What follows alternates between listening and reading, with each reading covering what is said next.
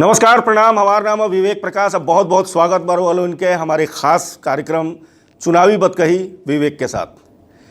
आज के चुनावी बतकही में हम रोवालोन खातिर लेके आयल बनी एगो ऐसन शख्सियत के रोवालोन से मिलवावे खातिर जौन रोवालोन के दिल पर राज करेला। भोजपुरिया समाज के जौन एगो शान बा, भोजपुरिया सिनेमा के सुपरस्टार, राजनीति में अपन दूसरा पारी खेले जा रहा बड़े श्री रवि किशन जी। रवि किशन जी, बहुत बहुत स्वागत बा और चुनावी बतकही विवेक के साथ में। प्रणाम प्रणाम प्रणाम समूचा भोजपुरिया समाज के जो 30 करोड़ का बा हिंदुस्तान में, हिंदुस्तान के बाहर जितना लोग हमरा के देखा ताड़न, सब लोगन के गोड़ छू के प्रणाम बोली। गोरखपुर जैसन सीट से रुआ चुनाव लड़े आयल बनी।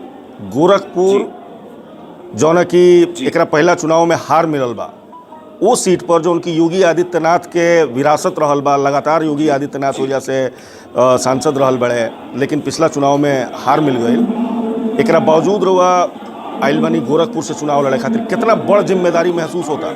ये बहुत बड़का प्रसाद हमरा के बाबा गोरक्षनाथ महादेव जी दिलन। महाराज जी का कृपा बा हमारे मुख्यमंत्री साहब का और संगठन के बाटे हमारे यशस्वी प्रधानमंत्री नरेंद्र मोदी जी, अमित भाई शाह जी, ये पूर्ण संगठन का एगो बैठक भइल। ओकरे बाद ये विचार भइल कि हमरा के एजा उतारे। महाराज जी का एकरा में बहुत बड़ा आशीर्वाद बाटे। अच्छा, एगो इंटरव्यू में निरहुआ कहले बहुत खुश है रवि भैया कहले कि पतालों से लड़े में तो चुनाव जीत जाए, तो ये पताल गोरखपुर में आके पूरा भइल, पताल गोरखपुर। हम कहनी कि अब इस मोदी जी का नीति और योजना और योगी महाराज का कार्य, लॉ एंड ऑर्डर से लेके एवरीथिंग वेल ऑर्गेनाइज, इतना अद्भुत है इस देश में, इतना अद्भुतम है, इतना अद्भुतास है कि आप पातालों में केहू के सीट मिल जाई। भोजपुरी मतलब का कहीं भोजपुरिया समाज से लेके हर कुल की भारतीय जनता पार्टी का लहर ना सुनामी चला था। तो हम कहले रहनी और वो हेडलाइन बन गई पूरा विश्व के कि पातालों से सीट में तो भारतीय जनता पार्टी ऊर्जा से जीत जाई। वो सत्य है, इसमें कोई झूठ नहीं है, क्योंकि सत्य पाताल से, आसमान से, जल से, थल से जीतता है, क्योंकि सत्य भगवान होता है और ये लोग भगवान के रूप है, मोदी जी और योगी जी, क्योंकि ये लोग निस्वार्थ हैं और ये देवों की भूमि है। यहाँ पर वंशवाद वाले लोग, भ्रष्टाचारी लोग नहीं चाहिए जो हमरे बच्चा खातिर जमा लें, पोता आई ओकरा खातिर कुर्सी रख रही, ओकर डायमंड का कुल माला बना लें, लंदन बैंक में पैसा ले लें, 5 करोड़ का एगो गाड़ी खरीद लें। स्वार्थ और हमार बपौती बा, हम ही राज करेंगे। कहाँ अपने परिवार खातिर, कहाँ अपन बिरादर जितना भी वोटर, तुम लोग वोट बैंक वाला लोग है कि हमार बिरादरी का वोट, हम एक सवाल करते हैं तुम लोगों से। लेकिन 2014 सुन लो भैया, अपने चुनाव लड़नी जौनपुर से, जितना भी कहा तड़ा ना राजा बन के कि ही बिरादरी तो हमें की वोट डाली, का कैले नहीं लोग अपना बिरादरी खातिर। इनके बिरादरी का एक सदस्य हमको बता दे कि हमको इन लोगों ने राजा बना दिया, हम लोग इन लोग को मुख्यमंत्री इतने साल बना के रखे। एक इनको परिवार का कुंबा बता दे कि लोग 500 परिवार को फ्री में भोजन करवा रहा है। कुछ हमको बता दे कि लोग का अपना स्वयं का इन लोग मूर्ति बना दिया है। किसी परिवार के लिए सब लोग झुग्गी झोपड़ी में रह रहा है, सब लोग गरीबी रेखा से नीचे रह रहा है। मोदी जी ने क्या क्या किया पता है आपको? सबका साथ सबका विकास में, वही गरीब गुरबा के लिए, वही बिरादरी के लिए, वही मुसलमान भाई सबके लिए 130 करोड़ गरीबों के लिए मोदी जी ने किया है, भारतीय जनता पार्टी ने की। कौन बिरादरी नहीं देखा कि तो आप हमको वोट नहीं दे रहे हो, ये बिरादरी के ना बटी गैस, आप हमके वोट मेडिकल फैसिलिटी ना मिली, हम एम्स गोरखपुर में ना लगा। एम्स वर्ल्ड में रिकॉर्ड है, 2 साल में 150 एकड़ में बनता है गोरखपुर में। बताओ तो इस सबका साथ सबका विकास जोन बा भैया में मुसलमान लोग भी बा, मुस्लिम वोट मिली गोरखपुर के, सारा गोरखपुर के मुस्लिम वोट दावा बा के मुसलमान भाई लोगन का वोट आवता, मुसलमान महिला लोगन के वोट आवता, लिख के देता नहीं। 23 मई के देख लिया, हमारा दावा बाटे। प्रधानमंत्री का चुनाव है, सबको नरेंद्र मोदी जी चाहिए। देश सर्वोपरि, अगर उस देश का बाशिंदा है, यहाँ का अन्न खाता है, तो वो मोदी जी को जिताएगा, क्योंकि मोदी जी का इतिहास देख लो, उनका बैंक अकाउंट खोल लो, उनका एक कलंक दिखा दो हमको। डायरेक्टली इनडायरेक्टली कोई भी काम से मोदी जी को फायदा हुआ है, हम गोरखपुर का चुनाव छोड़ देंगे, हम नहीं लड़ेंगे। बताओ हमको, हमारे प्रधानमंत्री पे एगो दाग बता दो।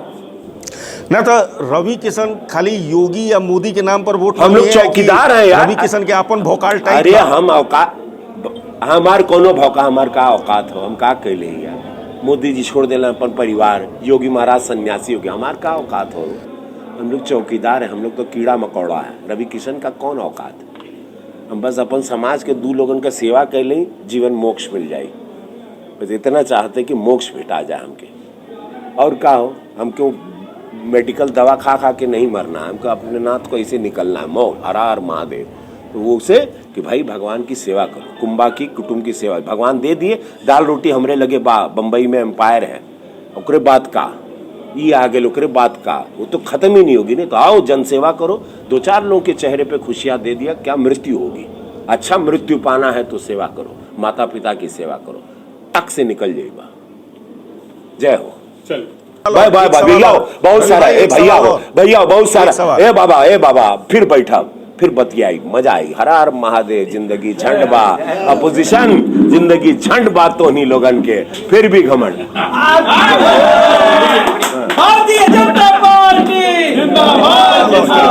हाँ भैया, भाई एक सवाल और, एक सवाल। भोजपुरिया समाज खातिर रवि किशन का करी है? का प्लान बा भोजपुरिया समाज खातिर? भोजपुरिया सिनेमा का सुपरस्टार रवि किशन गोरखपुर जैसन सीट जीत के जई है, जो उनकी पूर्वांचल के एगो केंद्र बा, आ संसद में पहुंची है, तो का करी है? भोजपुरिया समाज खातिर का प्लान बा? गोरखपुर खातिर का प्लान बा रवि किशन के? पार्लियामेंट में ऐतिहासिक जीत हुई, 74 सीट आवता। भारतीय जनता पार्टी का एगो बहुत बड़ा, भारतीय जनता पार्टी का ऐतिहासिक जीत होता, बहुमत की सरकार बन रही है। पार्लियामेंट में जाए, महाराज जी का खड़ाऊ रखल है, सेवा करब, एजा आवास ले रही, तो सारे अपोजिशन के सवालों को पहले ध्वस्त कर दिया कि तो शूटिंग करे चाहिए, यहीं स्टूडियो बनाएंगे। पहले हम यहीं आते थे शूटिंग करने, जमीन खोज रहे थे कई टाइम से। हमारा सरकार के साथ, उत्तर प्रदेश सरकार के साथ MOU साइन है। हम 100-150 एकड़ जमीन मांग रहे थे स्टूडियो बनाने, क्योंकि उससे 1 लाख लोगों को रोजगार मिलता है। कई रवि किशन जन्म लेंगे, यहाँ ही धरती से अमिताभ बच्चन निकले, यहीं से रवि किशन। कई कलाकार हैं, भांत कोई सिंगर है, कोई म्यूजिक डायरेक्टर है, कोई राइटर है, कोई ये है। एक बहुत बड़ी इंडस्ट्री है भाई, 2 रोटी मिलता है और अच्छा पैसा लोग कमाते हैं। वो सोच सकते हैं, क्योंकि महाराज जी इतना कुल काम कर दिए कि मैं नया काम खोजे में हमारी बुद्धि बंद हो गई। तो हम सोचे तब एक का काम से हम बहुत बता पाए हो, जो में जिसकी मेरी मास्टरी है, मेरी मास्टरी इंडस्ट्री में है। मैंने भोजपुरी इंडस्ट्री को लगाया, आज 50,000 परिवार का चूल्हा जल रहा है। इसी ब्रेन से निकला था वो आइडिया। मैं वही व्यक्ति हूँ, जब मैं वो सोच सकता हूं तो मैं बहुत कुछ, और दुनिया घुमा हुआ आदमी हूं, पढ़ा लिखा हूं, और उसके साथ अध्यात्म भी है। अच्छा भैया हो, चली प्रचार का समय बा, फिर बतिया। हर हर महादेव। रवि किशन जी बहुत बहुत धन्यवाद रहुआ हमारे साथ जुड़नी चुनावी बतकही विवेक के खास कार्यक्रम में। हम उम्मीद करतनी कि गोरखपुर के जनता जी निर्वाह कहतनी कि सबका साथ सबका विकास में पूरा गोरखपुर रुआ साथ आई। तो हमार शुभकामना बा कि रुआ जीत दर्ज करी, आ संसद में आई, या भोजपुरिया समाज खातिर कुछ बड़ा करी। बहुत बहुत धन्यवाद। तई रहे हैं रवि किशन हमारा साथ है। रवि किशन भोजपुरिया समाज के सुपरस्टार बड़े, सिनेमा के बहुत बड़ शख्सियत भोजपुरिया समाज खातिर रोल उनके मालूम बा। आ इनके दावा बा कि गोरखपुर से योगी जी के आशीर्वाद और मोदी जी के आशीर्वाद से ही चुनाव जीती हैं। आज चुनाव जीतला के बाद ही संसद में गई हैं। आज संसद में जाके जौन बात उन भोजपुरिया समाज खातिर आ गोरखपुर खातिर कई गो बड़ योजना बा इनका लगे, खासकर फिल्म इंडस्ट्री के स्टूडियो हो जा बनी, सुनबे कनी लोगिन। शुभकामना बा रवि किशन के साथ है हमार। रोआ सब लोग देखत रही लोगिन, ये यूट्यूब चैनल से जुड़ी लोगिन। चुनावी बतकही में हम रोल उनके साथ है यही यानी बतकही करत रहें, लगातार कई गो चीज़ जौन बा शख्सियत से मिलवात रहें, जौन रोल उनके अपना दिल पर के राज करे वाला बा, जौन रोल उनसे जुड़ल बा, जौन रोल उनके साथ वाला बा, आ वो मिट्टी से उठ के आज के डेट में एगो अपन नाम कमौले बा। जुड़ल रही लोगिन, सब्सक्राइब करी लोगिन ये यूट्यूब चैनल के। चुनावी बतकही विवेक के साथ में लगातार हम रोल उनसे बढ़िया बढ़िया लोग से मिलवाते रहें। सारा चुनावी समीकरण रोल उनके अपना बोली अपना भाषा में रोल उनके देते रहें। प्रणाम।